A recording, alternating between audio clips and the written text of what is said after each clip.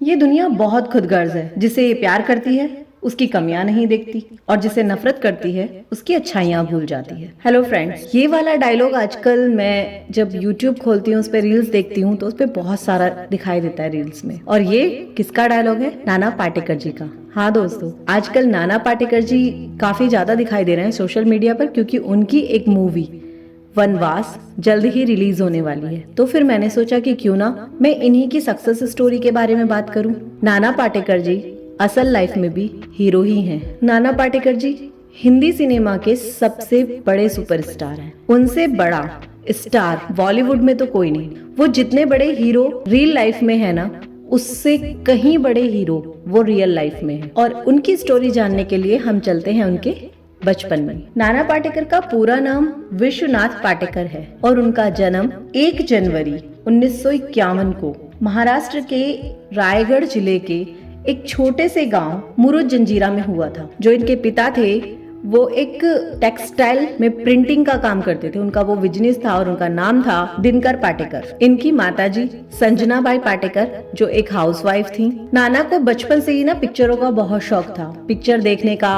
और picture school में जो नाटक होते थे भाग लेते थे। उन्हें पढ़ाई में कोई ज्यादा खास दिलचस्पी नहीं थी और उन्हें स्केच आर्ट का बहुत शौक था। वो स्केचिंग भी बहुत अच्छे से करते थे। यहाँ तक तो सब कुछ ठीक ही चल रहा था, उनका बचपन अच्छा चल रहा था। लेकिन जब वो 13 साल की उम्र में पहुंचते हैं तब जिंदगी के असली रंगों से उनका सामना होता है। उनका संघर्ष शुरू होता है, क्योंकि जब वो महज 13 साल के थे तब उनके पिता का जो बिजनेस था टेक्सटाइल प्रिंटिंग का, वो इतना लॉस में चला जाता है कि उनका सारा बिजनेस ठप हो जाता है और जिसकी वजह से उनकी पूरी प्रॉपर्टी मतलब सब कुछ बिक जाता है। अब उनके पास कुछ भी शेष नहीं रह जाता। वो कुछ ही पल में सड़कों पर आ जाते हैं।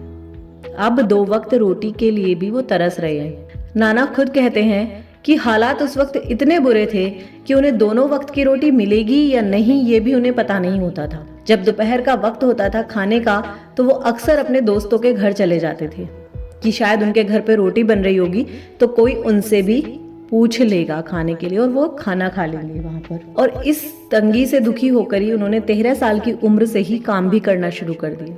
वो पहले स्कूल जाते थे।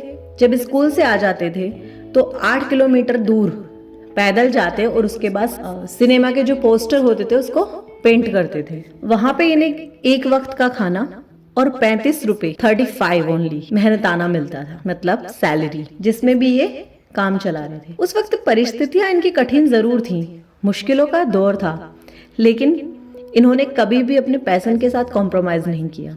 अपना शौक इन्होंने जिंदा रखा। उस वक्त भी ये नाटकों में भाग लेते थे और ऐसे ही धीरे धीरे वक्त गुजरता गया। उन्हें उसके बाद विजय मेहता के डायरेक्शन में सबसे पहले काम मिला। यहाँ पर उनके काम को बहुत सराहा गया। उन्होंने बहुत अच्छी एक्टिंग की और फिर इसके बाद एक गमन नाम की मूवी में उनको कास्ट किया गया एक सपोर्टिंग रोल के तौर पर। पिक्चर तो कोई खास नहीं चली उस वक्त, लेकिन जो इनकी एक्टिंग थी उसकी बहुत तारीफ हुई और ये थोड़े से लोगों की नजरों में आने लगे।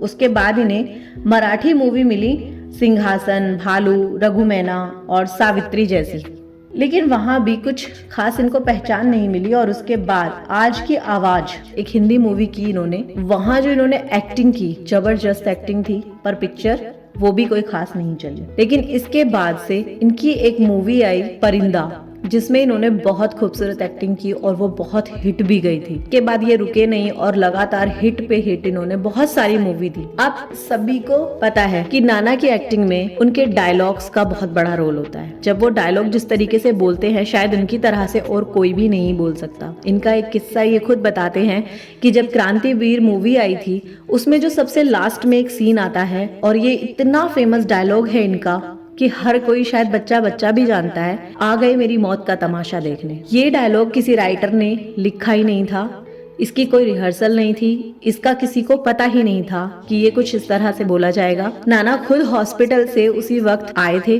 और आने के बाद उनको पता चला कि ये शूटिंग होनी है, लास्ट सीन चल रहा है। डायरेक्टर ने मना भी किया कि नहीं आप थोड़ा दिन रेस्ट करो, लेकिन उसके बाद भी नाना बहुत डेडिकेट थे अपने काम को लेके। उन्होंने कहा नहीं मैं इसको करूंगा, लेकिन तब तक कोई डायलॉग नहीं लिखा गया था। तो नाना ने बोला कि आप यहाँ पे बहुत सारे कैमरे लगा दीजिए और हर कैमरे के अंदर रील भी होनी चाहिए सब में इनफ, जितनी की जरूरत पड़े कि मैं जो भी बोलूं वो सब बस कैप्चर होना चाहिए किसी भी कैमरे में क्यों ना हो। और उसके बाद बिना लिखे, बिना सोचे, बिना समझे इन्होंने ये पूरा डायलॉग बोला था, आ गए मेरी मौत का तमाशा देखने, अब थोड़ी देर रोएंगे। नाना बोलते हैं कि वो लगातार इस डायलॉग को बोलते रहे और जब लास्ट में उनको कुछ समझ नहीं आया कि अब वो और क्या बोले, तब उन्होंने बोला, जो पास में खड़ा हुआ वहां पे जल्लाद का रोल कर रहा था, कि ला ला ला मेरे गले में ये काला कपड़ा डाल दे, और वहां पे वो खत्म हो जाता है डायलॉग। आप देखिए उन्होंने क्या सुपर हिट एक्टिंग की है। वो डायलॉग जो कभी लिखा नहीं गया, वो आज का मुझे लगता है सबसे सुपर हिट डायलॉग है। नाना की यही काबिलियत रही है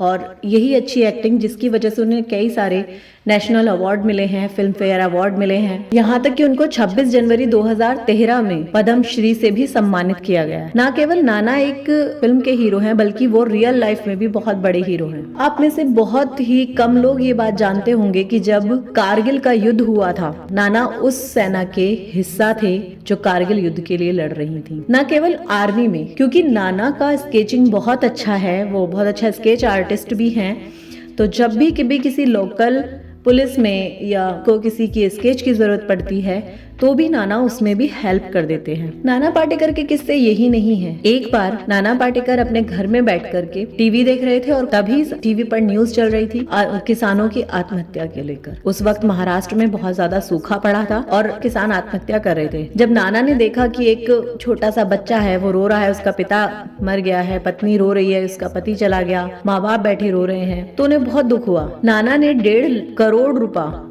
जोड़ के रखा हुआ था कि चलो गाड़ी लेते हैं। लेकिन उस दिन नाना पाटेकर कहते हैं कि उन्हें उतना दुख हुआ कि उन्होंने अपने साथ वाले को फोन किया और बोला कि ये 1.5 करोड़ रुपया आप उन किसानों में बांट दीजिए 15-15 हजार रुपए करके। जब उनके दोस्त ने उनको सलाह दी कि नाना ये सब तुम खुद जाकर करो तो उन्हें अच्छा लगेगा, तुम लोगों के बीच जाओ। जब नाना पाटेकर वहाँ लोगों के बीच गए उस पैसे को देने के लिए, तो उन्होंने देखा कि वहाँ बहुत दुखी हैं लोग, बहुत मतलब भूख प्यास से परेशान हैं, बच्चे रो रहे हैं, तो नाना को बहुत दुख हुआ। तब नाना को उस जगह पे देख के कि बहुत सारे लोग उनके साथ जुड़े और तब उन्होंने एक ट्रस्ट, नाम फाउंडेशन करके किसानों के लिए ही एक ट्रस्ट बनाया। तो ये है हमारे नाना पाटेकर। वो भ्रष्टाचार के खिलाफ आवाज उठाते हैं, वो अपने देश से बहुत प्यार करते हैं और वो देश के लिए हमेशा आवाज उठाते हैं। वो लोगों की मदद करते हैं, किसानों की मदद करते हैं, उस भीड़ भाड़ वाली जिंदगी को पसंद नहीं करते और उस चकाचौंध से दूर, बहुत दूर आज भी अपने गाँव में ही रहते हैं। उनके जैसा कोई दूसरा हीरो हो ही नहीं सकता, क्योंकि नाना सिर्फ मूवीज के हीरो नहीं है बल्कि वो रियल लाइफ हीरो है। दोस्तों, आपसे भी यही कहना चाहूंगी कि वो भी कामयाबी मिल जाए तो कभी अपने उन दिनों को मत भूल जाना जो स्ट्रगल के हैं और कभी उन गरीबों को मत भूल जाना जिनकी शायद आप मदद कर सकते हैं। धन्यवाद। जय हिंद, जय भारत।